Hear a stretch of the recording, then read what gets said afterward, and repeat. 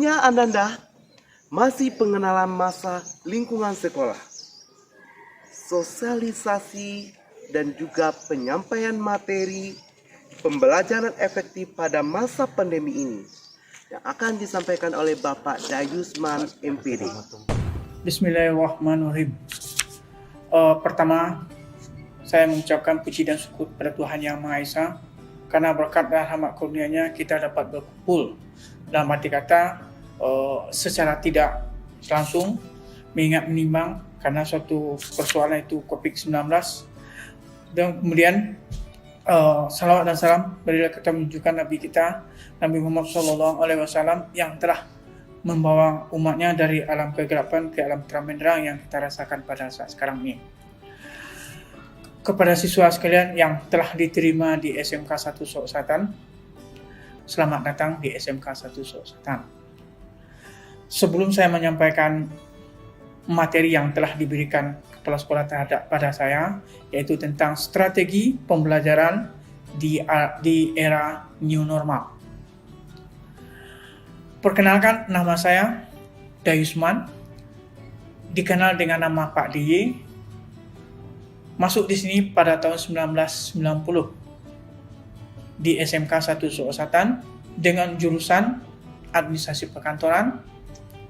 Kemudian tinggal di Koto Baru. Okelah, kepada siswi sekalian yang telah diterima di SMK 1 Sokosatan, sebelum kita memulai kegiatan proses belajar mengajar, itu perlu pengenalan lingkungan sekolah.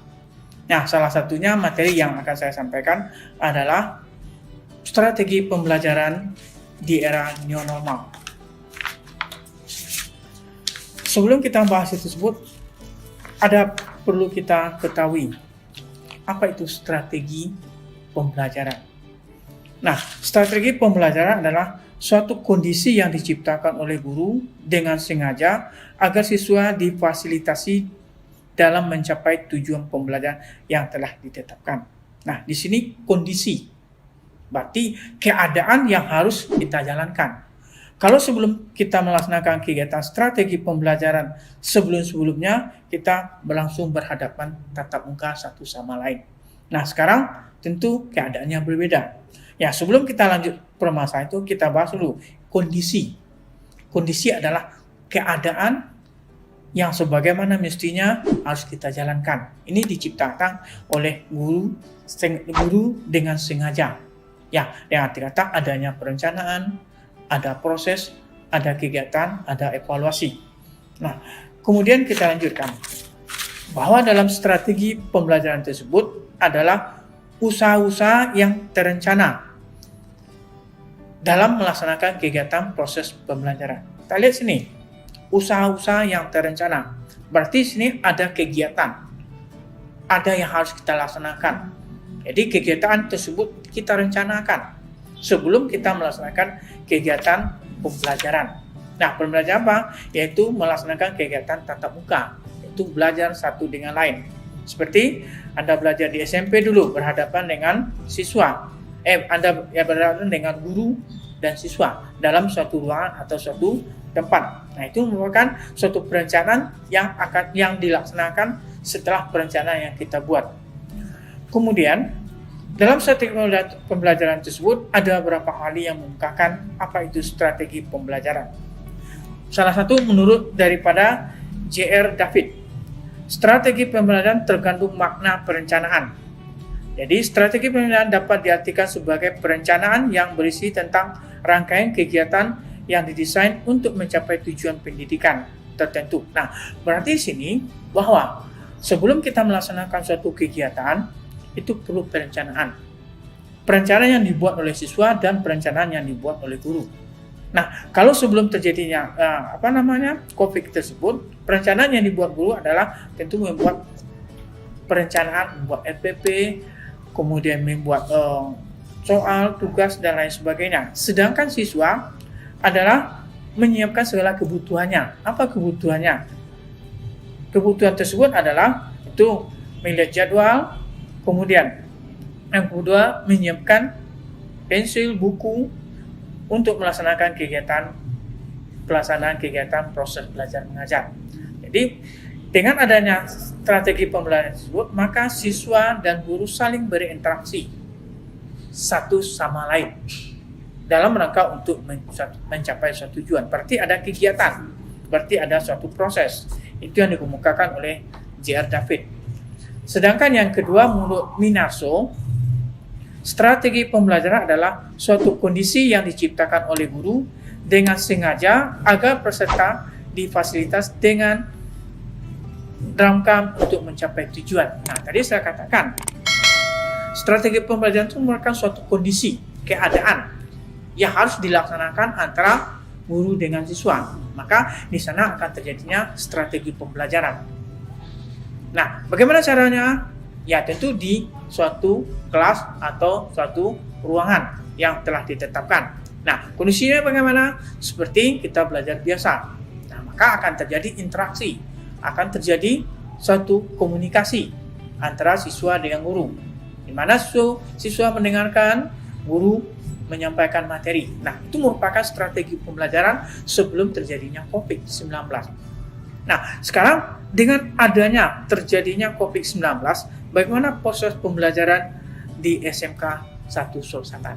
Nah, dengan adanya COVID-19, tentu ada suatu perubahan yang dilakukan untuk pelaksanaan kegiatan proses belajar mengajar di era new normal sekarang. Tentu ada perubahan. Kondisi ada, tentu ada perubahan. Nah, dengan adanya COVID tersebut, kita tidak bisa melaksanakan proses belajar mengajar secara langsung bertatap muka, tapi harus melalui kegiatan yang namanya internet, koneksi internet melalui daring atau luring. Nah, di sini ada cara pencegahan COVID-19 agar tidak tertular. Jadi kita harus tahu dulu. Sebelum kita melaksanakan kegiatan proses belajar mengajar, kita harus tahu protokol kesehatan. Yang pertama, mencuci tangan dengan air sabun atau dengan alkohol. Mengurangi kontak dengan orang sakit. 3. Melakukan etika batuk dan pakai masker saat sakit. Memasak daging dan telur hingga matang. Terakhir, menjaga daya tahan tubuh. Nah, berarti sini sebelum kita melaksanakan kegiatan proses belajar mengajar, ya, sebelum COVID itu ini tidak perlu. Tapi dengan ada COVID ini kita harus ada menjaga kebersihan. Kenapa? Ya, kalau kita tidak sehat, mengakibatkan penyakit akan mudah. Nah, untuk itu ini perlu kita pahami.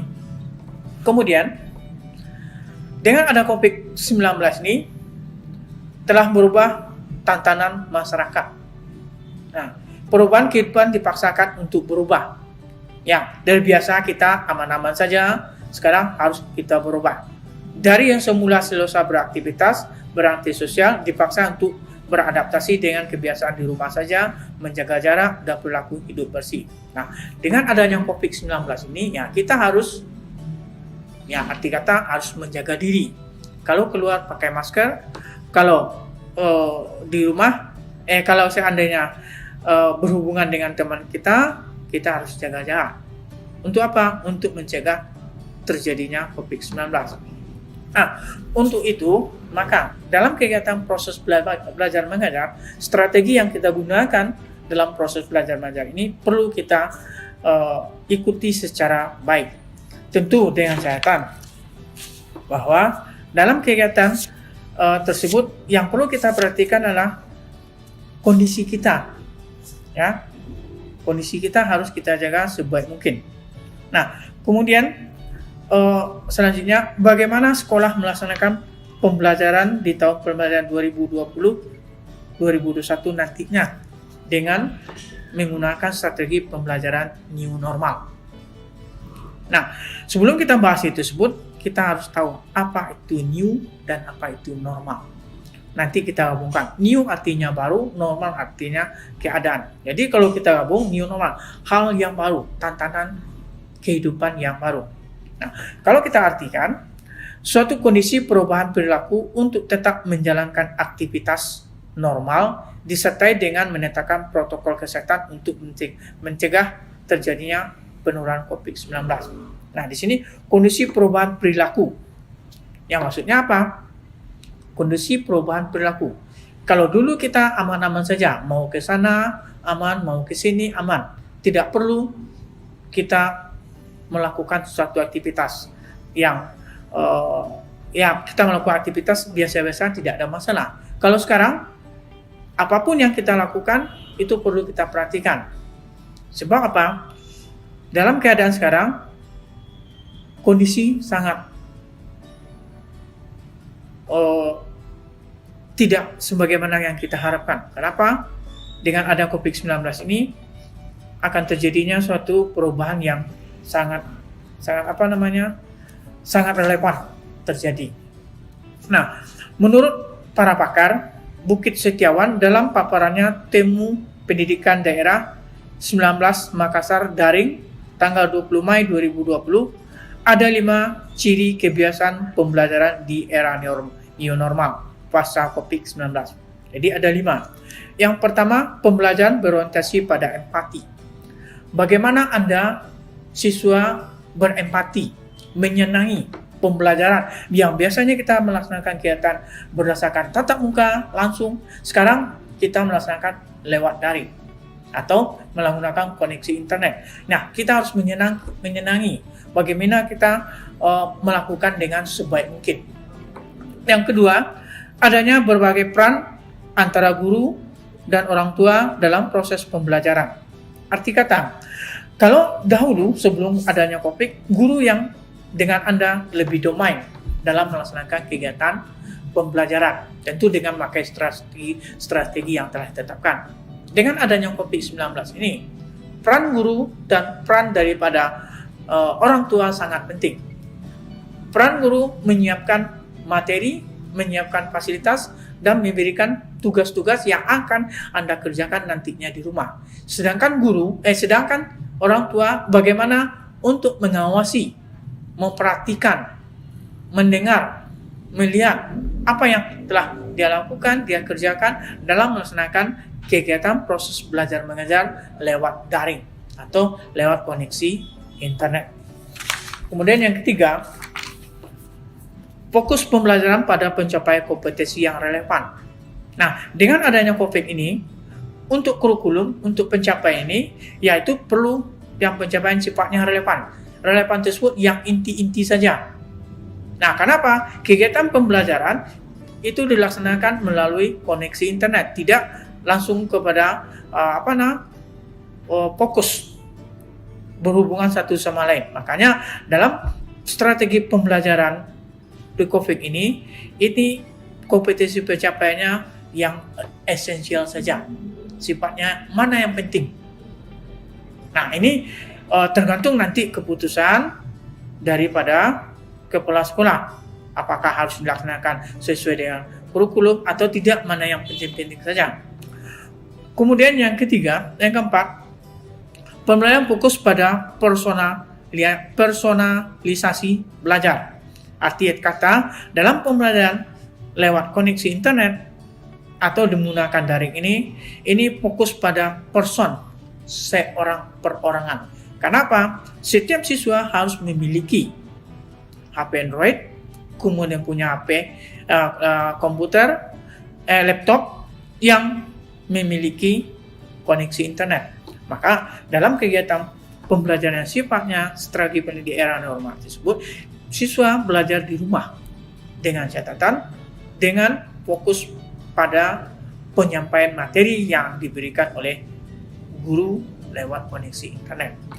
Kemudian yang nomor 5, pendidikan sebagai jejaring. Nah, jejaring tersebut ya pendidikan yang dilakukan lewat koneksi internet. Nah, sehingganya dalam kegiatan proses pembelajaran di zaman COVID sekarang, siswa lebih banyak belajar di rumah, siswa lebih banyak bekerja di rumah. Dengan catatan tentu mengenai harus memiliki HP dan laptop yang sudah adanya koneksi internet. Nah, dari 5 tersebut, Ya, bagaimana solusinya? Nah, ini tergantung kepada keputusan baik surat edaran dari Pemerintahan Kabupaten Sulawesi Selatan dan keputusan dari kepala sekolah. Mana yang harus kita gunakan nantinya. Ya, kalau misalnya dengan adanya COVID, ini salah satu caranya. Kalau seandainya harus menggunakan tatap muka, itu ada aturan-aturannya. Kemudian, ciri-ciri pembelajaran new normal dan perkembangan COVID-19 tersebut, maka ada beberapa alternatif solusi pembelajaran tahun 2020 dan 2021. Yang berarti sini ada solusinya. Kegiatan proses belajar mengajar di era COVID sekarang. Yang pertama adalah sekolah sebagai mitra homeschooling.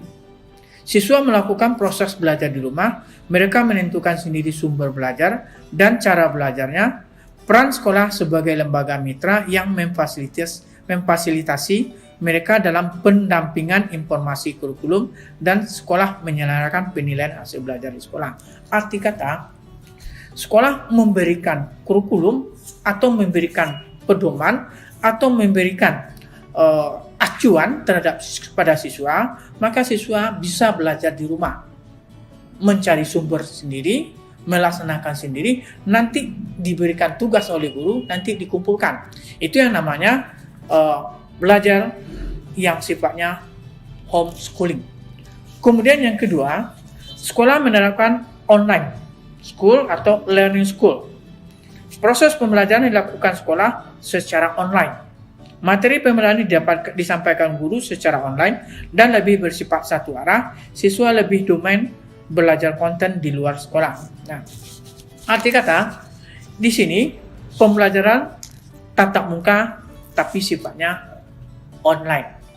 Nah, guru menyampaikan materi pada suatu tempat, siswa memperhatikan, melihat dan belajar lewat HP di rumah. Itu dikatakan pembelajaran sifatnya online. Kemudian yang terakhir adalah sekolah menerapkan blended learning. Sekolah penyelenggaraan pembelajaran secara offline, tatap muka, kemudian online, daring, kegiatan praktek dengan jadwal pembelajaran yang telah ditetapkan oleh sekolah. Arti kata, blended learning ini ada dua macam. Yang pertama, pembelajaran yang dilaksanakan tatap muka atau offline, kemudian atau online. Nah, kemudian sedangkan kegiatan praktek itu ada jadwalnya. Nah, kita sekolah SMK 1 Sulawesi Selatan, kalau dapat kegiatan yang sifatnya praktek tetap dilaksanakan di sekolah, sedangkan sifatnya pelajaran teori dilaksanakan dengan lewat online. Kenapa? Di SMK pada umumnya 70% itu praktek. Kalau seandainya dilaksanakan lewat online, tentu memakan waktu yang cukup lama. Tapi kalau seandainya dilaksanakan di sekolah, itu antara siswa dan guru akan bisa melaksanakan kegiatan praktek di sekolah.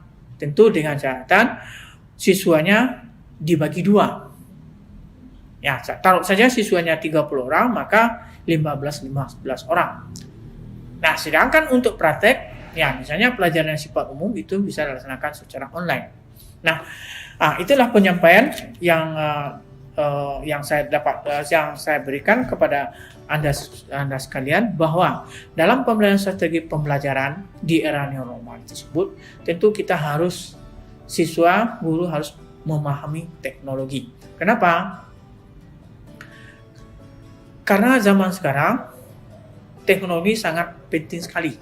Walaupun tidak ada COVID, yang digital atau teknologi sangat dibutuhkan pada zaman sekarang. Dengan adanya COVID, ya kita harus mengikuti kegiatan-kegiatan tersebut, apakah bisa secara online atau tidak.